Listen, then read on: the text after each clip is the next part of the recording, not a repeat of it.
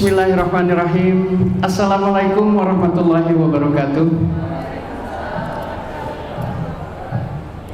Alhamdulillahirabbil alamin. Assalatu wassalamu ala asrofil anbiya'i wal mursalin sayyidina wa maulana Muhammadin wa ala alihi wa sahbihi ajmain.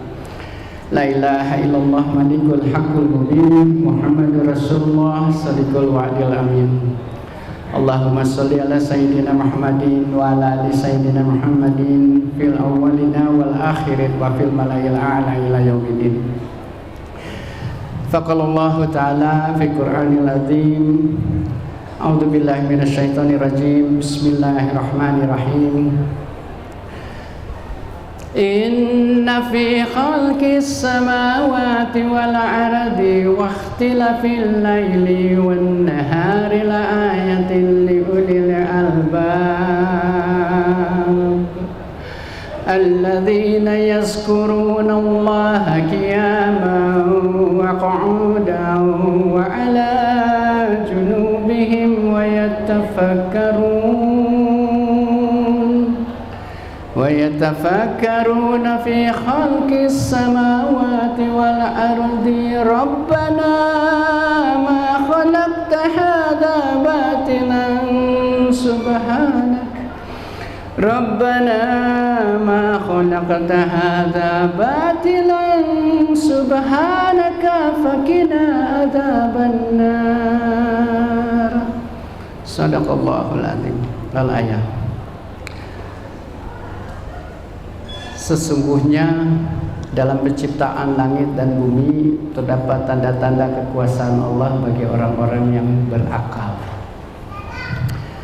Tema kajian kita hari ini saya diamanati dengan judul Hidup Berakal Mati Beriman. Waduh, apa itu teh? Terlebih dahulu saya ingin memperkenalkan diri dan mengucapkan terima kasih, rasa syukur yang mendalam. Segala puji serta syukur hanya milik Allah, Tuhan semesta alam yang selayaknya sepatutnya harus kita panjatkan setiap helaan nafas kita, setiap gerakan kita, hanya bersyukur kepada Allah. Salawat serta salam semoga selalu tercurah pada junjungan Nabi besar Muhammad SAW beserta keluarga, para sahabat, dan insyaallah sampai kepada kita yang mengaku setia kepada ajarannya, risalah keislaman hingga akhir zaman. Amin ya Allah ya rabbal alamin. Terima kasih saya juga untuk Bursa Sajadah yang sudah menghadirkan saya di sini. Alhamdulillah, ini kesempatan yang luar biasa, momen yang berharga untuk saya. Terlebih dahulu juga saya ingin memperkenalkan diri karena tadi membawa-bawa nama Java Jive. Saya ingin memastikan dulu di sini Bunda, Ayah masih ingat sama Java Jive enggak? Masih? Masya Allah. Jadi itu teh ya sebuah grup band asal Bandung. Saya dikenalnya sebagai penyanyinya, salah satu penyanyinya sama Kang Fatur. Dan saya ingin memastikan bahwa betul-betul Ayah Bunda di sini teh masih ingat. Coba kita lantunkan sama-sama. Setiap saat, setiap waktu, ku ingat dirimu. Setiap salat 5 waktu, ku ingin berjumpa.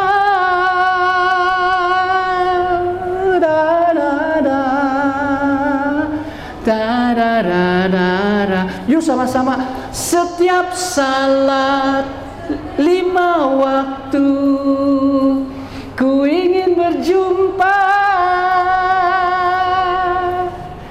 Yakin ingin berjumpa sama Allah setiap salat 5 waktu? Sudah belum mengalami perjumpaan dengan Allah di salat kita? Belum. Masya Allah teteh sami hari kitu maya teteh ya. Dan memang sholat itu lakabiratun ila alal khasiin saurna gitunya. Aduh, sholat itu memang berat kecuali bagi orang-orang yang khusyuk. Siapa orang-orang yang khusyuk itu? Orang-orang yang meyakini bahwa dia akan menemui Tuhannya dan dia akan kembali kepada Tuhannya. Jadi salah satu caranya untuk khusyuk itu adalah ngabayangkeun we bahwa ini adalah sholat kita yang terakhir. Kita tidak akan menghadap Allah. Dengan begitu kita tidak akan menyia-nyiakan momen itu dengan segala doa yang kita mengerti dan gerakan-gerakan yang menguatkan tubuh gitu. Insya Allah itu mah setiap salat 5 waktu ku ingin berjumpa teh kacumponan gitu ya panginten, insyaallah, amin. Nah, tema kajiannya hidup berakal mati beriman. Ada satu keistimewaan yang tidak diberikan Allah kepada makhluk lain, itulah akal. Akal hanya diberikan Allah kepada manusia. Jadi dari saya tuh merasakan sekali bagaimana Allah, keberpihakan Allah, kasih sayang Allah kepada manusia itu luar biasa. Sampai ada makhluk lain yang diciptakan lebih dahulu, bahkan jauh lebih mulia, dikenal di langit sebagai Azazil, makhluk yang mulia gitu. Hanya karena satu perintahnya dari Allah, tidak menuruti untuk tunduk, untuk sujud kepada ciptaan Allah yang namanya manusia, langsung Allah keluarkan dari surga gitu. Masya Allah, satu kesalahan saja, dengan satu kesalahan makhluk mulia itu dikeluarkan Allah dari surga. Jadi betapa Allah sangat menyayangi makhluk yang namanya manusia. Makanya diberikanlah, karena kasih sayangnya itu juga berupa akal gitu ya. Akal itu apa? Akal itu mungkin kita sering mendengar akal gitu ya, tetapi pada kenyataannya dari tindak tanduknya yang terjadi, yang terlihat pada manusia gitu, sepertinya akal ini belum banyak juga dimengerti sama manusia. Kenapa Allah memberikan akal dan apa fungsi akal itu untuk manusia? Dengan carut marutnya dunia gitu ya, apalagi ya tidak jauh-jauh lah di sekitaran kita gitu, banyak orang-orang yang juga mengaku berakal tetapi belum bisa memaksimalkan fungsi akalnya sebagaimana yang Allah maksudkan diberikannya akal kepada manusia. Akal terambil dari kata al-aql, bahasa Arab tentu saja ya. Al-aql, akala, yakilun, akalan, yang bermakna fahima wa tadabbara, yang artinya memahami, mengerti, berusaha merenungkan dengan dalam. Awal artinya adalah itu. Jadi bagi orang yang mengaku memiliki akal dan merasa dia punya akal, dia akan merenungkan segala sesuatu yang ada di sekitarnya, yang ada di seputaran, atau baik yang dialami atau yang tidak dialami sendiri. Dia akan merenungkan itu untuk apa? Untuk mengajarkan dia sebagai manusia yang diberi akal. Akal dari Syekh Islam Ibnu Taimiyah, paling tidak ada beberapa fungsi akal. Beberapa di antaranya adalah fungsi akal itu untuk mempelajari ilmu pengetahuan. Coba kita perhatikan ya, ilmu bagaimana akal ini yang kita alami, bahwa kita ini bisa mempelajari segala ilmu pengetahuan. Saya banyak teman-teman yang faknya, maksudnya tuh bidangnya bukan bidang tertentu. Misalnya seperti saya aja misalnya, saya itu sekolahnya di FISIP, Fakultas Ilmu Sosial dan Ilmu Politik, tapi juk-juk los-los ke dunia panggung, dunia nyanyi. Dan alhamdulillah Allah memberikan prestasi yang luar biasa pada bidang nyanyi ini gitu ya. Saya mengalaminya luar biasa sekali. Allah memberikan segala kelebihan kepada saya, dititipi segala hal, dari mulai kesehatan, kekuatan masa muda yang luar biasa, terus diberikan ilmu bagaimana cara-cara berkomunikasi dengan orang, bagaimana menguasai panggung, bagaimana menulis lagu, bagaimana menghafalkan lirik. Ilmu Allah berikan, ilmu Allah titipkan kepada saya. Dan terus juga dengan jalanan ilmu itu gitu, kedudukan saya diangkat juga sama Allah. Saya lebih banyak dikenal orang daripada awalnya gitu. Nah, terus setelah banyak dikenal orang, Allah menitipkan lagi harta sama saya gitu ya. Sama kami, sama Java Jive. Dan itu titipan yang luar biasa yang ternyata pada satu masa saya tidak bisa menangani dengan baik semua titipan itu. Sampai akhirnya diingatkan Allah dengan beberapa ujian yang membuat saya merasa sekali masih sangat disayangi Allah. Dengan ujian-ujian itu, jadi kalau Allah sayang sama hambanya katanya ya, Allah itu akan memuji hambanya. Jadi bukan karena benci, bukan karena hukuman gitu, tetapi karena sayang. Supaya apa? Supaya kembali kepada Allah, supaya kembali kepada jalan yang benar. Sebanyak apapun dosa yang dilakukan, jangan pernah putus asa dari rahmat Allah. Dan itulah yang terjadi sampai akhirnya saya pun memberanikan diri untuk sharing pengalaman saya di panggung-panggung seperti ini. Meskipun deg-degan mah selalu itu teh Bunda ya, setiap ini, karena ini bukan seperti nyanyi yang saya sudah saya sudah saya pegang, sudah saya dalami selama 30 tahun. Beda sekali di panggung nyanyi sama panggung sharing seperti ini gitu. Saya menyebutnya sharing, bukan tausiah, karena memang saya ingin sharing tentang pengalaman saya yang belum seberapa di bidang agama. Yang paling harus diingatkan adalah diri saya sendiri. Semoga hikmahnya bisa sampai kepada kita semua. Amin ya Allah ya Rabbal Alamin. Nah, ini mah ada teman saya Kang Yandi di sini. Kang Yandi ini sobat saya SMP. Masya Allah ya. Jadi Kang Yandi tahulah mudanya saya seperti apa gitu. Sampai sekarang bisa memberanikan diri tampil di panggung seperti ini. Hatur nuhun Kang Yandi Nasuping. Nah, jadi tadi sampai di mana kita? Akal itu untuk mempelajari ilmu pengetahuan.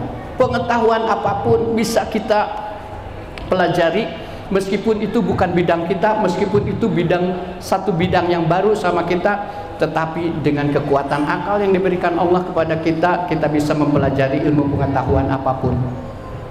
Nah, selanjutnya akal juga berfungsi untuk memahami kebenaran. Memahami kebenaran itu kebenaran dari siapa? Kebenaran milik siapa? Karena kalau kebenarannya ukurannya siapa? Ukurannya kalau kebenaran manusia itu sangat relatif sekali. Sangat relatif sekali. Misalnya ya, Bunda kesini tadi sumping teh koyong ka dieu pengen pakai kerudung warna pink. Gitu ya, pengen pakai kerudung warna pink, nanya ke si ayah, ini Bunda nanti mau datang ke Pusdai ke Bursa Sajadah Travel Hajj and Umroh Fair gitu ya, Travel Fair Hajj and Umroh, pakai baju ini. Oh, pakai baju apa ini? Kerudungnya pink, warnanya ini yang merah marun ke bawahannya gitu. Iya bagus, menurut saya sih bagus. Ya siap. Jadi kata ayah bagus ya, iya bagus. Tos lebet deui ka kamar, digunakanlah semua yang direncanakan, tetapi di perjalanannya gitu ya, saat ganti baju, ganti kerudung gitu, keluar lagi, ayah Bunda pergi dulu ya. Nah hejo cina tadi engkau pink gitu ya, tapi ayahnya keluar kalah hejo ya, si ayah juga udah apal. Kalau Bunda udah minta pendapat itu bukan berarti, nggak tahu kenapa kalau Bunda, kalau wanita mah gitu ya, minta pendapatnya bukan untuk diwujudkan gitu ya, tetapi iya, tapi bukan untuk ditentang juga Bunda. Untuk apa ya? Untuk asal ayah obrolan begitu berenanya. Nggak tahu kenapa sih, aku juga itu masih misteri Bunda. Kenapa wanita itu begitu gitu ya? Tiba-tiba, oh kan tadi mah pink, tapi keluar hijau, jangan sebaiklah gitu ya. Tapi dan itu sering terjadi di apapun itu, hanya sedikit contoh saja gitu ya. Nah, jadi artinya maksudnya bahwa kebenaran itu padahal tadi sudah disepakati bahwa pink yang pantas untuk Bunda untuk pergi hari ini, tetapi pada akhirnya digunakan mah anggar hijau gitu ya. Nah, jadi artinya kebenaran kalau di manusia itu sangat relatif sekali. Nah, jadi kebenarannya memahami kebenaran dari siapa? Tentu saja kebenaran yang paling hak itu hanya dari Allah. sesuai dengan apa-apa yang Allah firmankan di dalam Al-Quran, dan tentu saja dikuatkan oleh sunnah-sunnah Rasulullah Shallallahu Alaihi Wasallam. Jadi memahami kebenaran seperti itu, kalau tidak ada akal, tentu saja kita tidak bisa memahaminya gitu. Makanya luar biasa, lihat kanya'ah Allah itu luar biasa. Enak sekali jadi manusia mah. Sudah mah dibelaan ku Allah ya. Hidup Allah teh tidak mau nyusahin manusia. Allah mah supados teu hese ieu nya. Saya teh tahu kehidupan itu sudah saya tuliskan di Lauh Mahfuz. Segala rupi yang terjadi pada manusia akan terjadi, yang terjadi dan belum terjadi dan akan terjadi itu sudah diketahui. Jadi sekarang mah supaya kamu juga pada tahu apa yang akan terjadi dan bagaimana cara menjalaninya, nih saya bekali kamu dengan manual book, dengan buku petunjuknya. Sok aja. Tetapi kebiasaan kita teh apa? Sok bunda ngaku sekarang mah ya, bunda beli handphone baru nih ya, beli handphone baru kan pasti ada manual booknya ya. Suka dibaca nggak manual booknya? Enggak ya, dibaca alhamdulillah kalau dibaca. Tetapi saya mah enggak. Fungsi smartphone untuk saya cukup buat WA-an sama surfing di internet gitu ya, sama teleponan lah sekali-sekali gitu. Dan pakai SMS sudah jarang, sekarang mah udah ada WA. Terus ada buku petunjuknya, nggak pernah saya baca. Fungsinya seperti apa? Jadi kalau ada troubleshooting, ada masalah di handphone saya, gampil sumping KBEC gitu ya, gampil sumping. Ini teh kenapa? Ini Pak, kenapa Bapak ini softwarenya minta update katanya gitu. Oh gitu, cara ngupdate-nya gimana? Malah lebih suka nanyain sama orang yang tahu tentang handphone itu. Nah, artinya kita teh diberikan manual book untuk kehidupan kita. Sok dibaca tara. Manual book kita teh apa? Al-Quran. Nah jadi kita teh harus membiasakan diri untuk membaca manual book kehidupan kita, segala rupi sisi kehidupan kita yang kebenarannya hak dari Allah itu semuanya ada di Al-Quran. Mudah-mudahan ini mas saya yakin ya bahwa yang hadir di sini sudah sama-sama membaca Al-Quran, dan bukan cuma membaca saja tetapi berusaha memahami apa yang ada di dalamnya. Untuk apa? Untuk bisa menjadi petunjuk dalam kehidupan kita. Apapun itu, mau apapun masalahnya, penyelesaiannya ada di Al-Quran. Tinggal kita mau atau tidak mengamalkannya. Dan fungsi akal itu salah satunya adalah itu. Kemudian selain memahami kebenaran, akal juga untuk sebagai alat pengendali manusia. Rasulullah SAW bersabda, segala sesuatu itu ada kendalinya, dan kendali dari manusia itu adalah akalnya. Keutamaan manusia berada pada akalnya gitu. Jadi kalau kita memang makhluk yang utama, manusia ini makhluk mulia yang Allah tugaskan sebagai khalifah di muka bumi, makanya dibekali dengan akal luar biasa, dan itu satu alat yang tidak dimiliki oleh makhluk lain, sehingga kita harus bisa mengendalikan diri dengan akal yang kita miliki. Kalau tidak terkendali, manusia itu masya Allah kerjaannya merusak saja, padahal Allah sangat murka terhadap orang-orang yang merusak di muka bumi. Dan selain alat pengendali, juga fungsi akal lainnya adalah untuk menjadi pencegah. Pencegah apa? Kalau tanpa akal, manusia itu cenderung untuk mengikuti hawa nafsunya saja. Jadi kalau ngagugulung hawa nafsu saja, apa yang akan terjadi? Hanya kerusakan dan kekecewaan dan kesedihan. Allah tidak menginginkan itu terjadi pada manusia. Makanya Allah berikan akal. Untuk apa? Untuk mempelajari segala sesuatu kebaikan dari Allah. Nah, jadi sebagai juga pencegah agar manusia tidak menuruti hawa nafsunya saja. Dari situ bagaimana akal itu berfungsi kalau begitu ya? Nah, singkatnya begini, akal itu kalau kita perhatikan dalam bahasa populernya disebut ada yang sebut kecerdasan, atau kita sering menyebutnya ya ada IQ katanya Bunda ya, sering dengar IQ ayah. Saya tahu IQ na alus 138. Wah, aduh jenius gitu ya. Nah, kita itu terbiasa di dunia modern, di dunia sedari kecil, coba yang diperhatikan itu adalah IQ saja, intellectual quotient. Jadi tingkat kecerdasan manusia itu diukur dengan IQ, dan itulah menjadi parameter kesuksesan orang-orang dunia modern. Saya dari kecil disekolahkan gitu ya, terus SD, terus SMP, terus SMA, terus kuliah. Dan yang menjadi parameter kesuksesan bahwa seseorang itu, anak itu sukses, anak itu pinter, kalau prestasi di sekolahnya mendapatkan nilai-nilai yang bagus. Padahal belum tentu, benar-benar belum tentu. Kalau seseorang yang IQ-nya bagus, belum tentu dia akan sukses di dunianya. Nah, tetapi itulah yang terjadi di dunia kita, bahwa kita sebagai manusia ingin ada rekognisi, ingin ada pengakuan dari dunia lain, dari dunia luar gitu ya, maksudnya dari orang lain. Nah, itu tentu saja salah satu ukuran prestasi kita, pengakuan kita baiknya itu adalah karena IQ-nya bagus. Nah, kecerdasan intelektual. Sebetulnya ada kecerdasan lain yang kemudian ditemukan. Kenapa orang-orang yang IQ-nya bagus, IQ-nya tinggi tidak bisa sukses, dan dia malah cenderung melakukan kerusakan, dan dia malah cenderung jadi antisosial, malah banyak dibenci sama orang karena kemampuan ilmu pengetahuannya yang luar biasa itu. Dia cenderung menjadi orang yang sombong, dia cenderung menjadi orang yang takabur, yang serba tahu, merasa serba jago gitu ya, karena intellectual quotient-nya yang bagus itu. Kemudian ternyata untuk sukses itu ada kecerdasan lain yang harus dikuasai oleh manusia ternyata. Apa itu? Ditemukanlah emotional quotient katanya.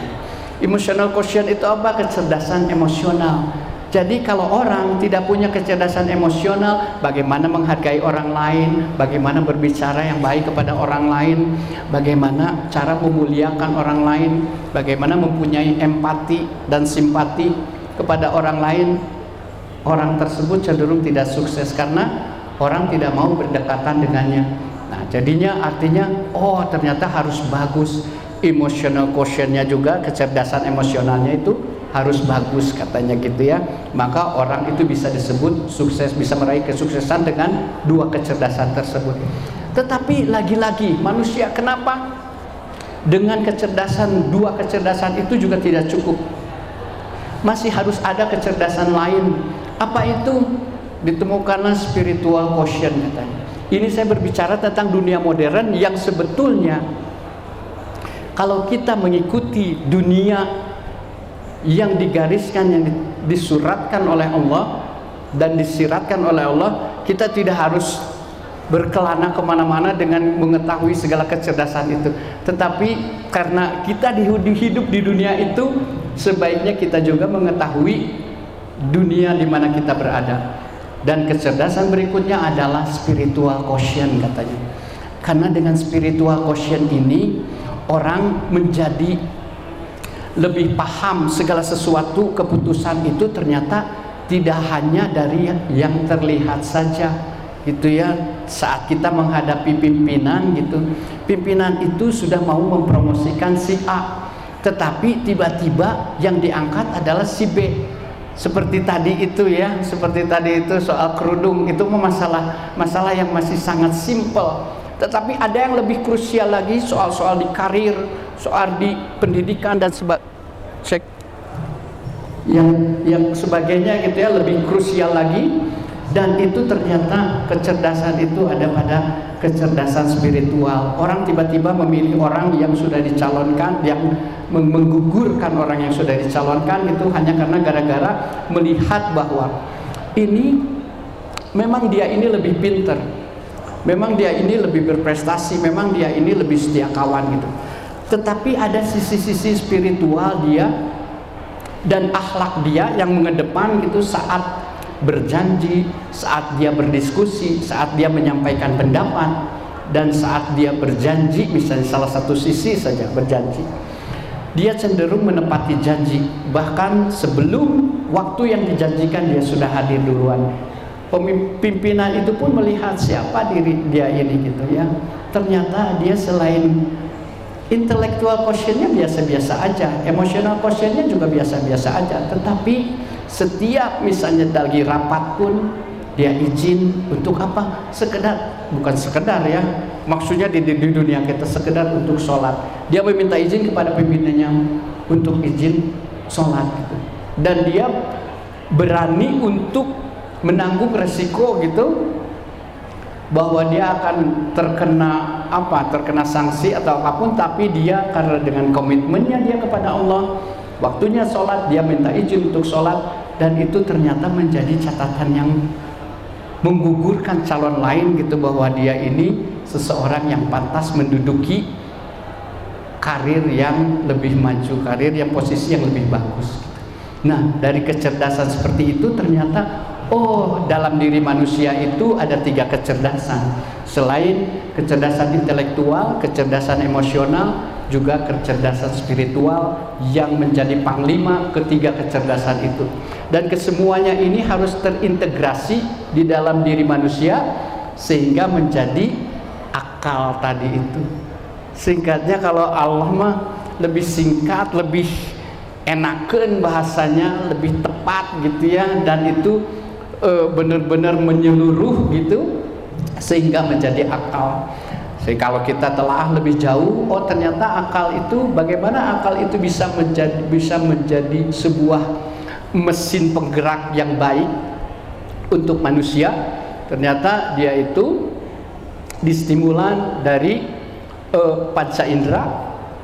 Jadi segala sesuatu ini, panca indera ini bisa penglihatan, bisa pendengaran, perasaan ya, dan itu tuh semuanya bisa menjadi pemicu dari akal ini. Tetapi harus diintegrasikan dengan apa? Dengan pikiran, dengan otak, dengan kerja otak dan kerja hati. Ketiga komponen ini baru bisa menggerakkan akal secara maksimal. Kalau akal bekerja maksimal, apa yang disebut akal bekerja maksimal gitu? Dalam ayat tadi, kalau misalnya kita hanya mengandalkan akal saja, bisa mengandalkan kepintaran saja, bisa mengandalkan kecerdasan emosional saja, tentu saja kalau itu semua menjauhkan kita dari Allah, akal itu tidak berfungsi maksimal. Karena kata Allah, alladzina yazkurunallaha qiyaman wa qu'udan wa 'ala junubihim wa yatafakkarun. Dalam segala keadaan, baik dalam keadaan berdiri, duduk maupun berbaring, dia mengingat Allah dan memperhatikan penciptaan langit dan bumi. Jadi kalau orang-orang yang berakal itu adalah orang-orang yang sesungguhnya dia selalu mengingat Allah. Dia selalu, dan ingat dalam bahasa agamanya itu zikir. Segala sesuatu yang kita lakukan, amal soleh yang kita lakukan adalah zikir. Membaca Al-Quran adalah zikir ya, sholat adalah zikir. Jadi kalau semua itu kita lakukan, artinya fungsi akal ini benar-benar kita fungsikan maksimal sesuai dengan keinginan Allah memberikan akal kepada kita. Jadi akal diberikan kepada kita untuk apa? Untuk kita mengenal diri sendiri dan kita mengenal Tuhan kita. Sebagai mana yang dikatakan ya, man arafa nafsahu faqad arafa rabbahu. Siapa orang yang mengenal dirinya, maka dia akan mengenal Tuhannya. Kalau kita ingin mengenal Tuhan kita, makalah kita kenali diri kita sendiri, dari mana kita berasal, untuk apa kita diciptakan, akan kemana, tugas apa kita yang berada di dunia ini, dan akan kemana kita perginya. Kalau kita sudah mengenal diri kita sampai sejauh itu, maka langkah selanjutnya adalah ma'rifatullah. Kita mengenal Tuhan kita. A'rafa ya'rafu, usaha kita untuk mengenal Allah. Dengan begitu kehidupan kita yang diberi akal ini akan diberikan Allah kehidupan nikmat yang mulia.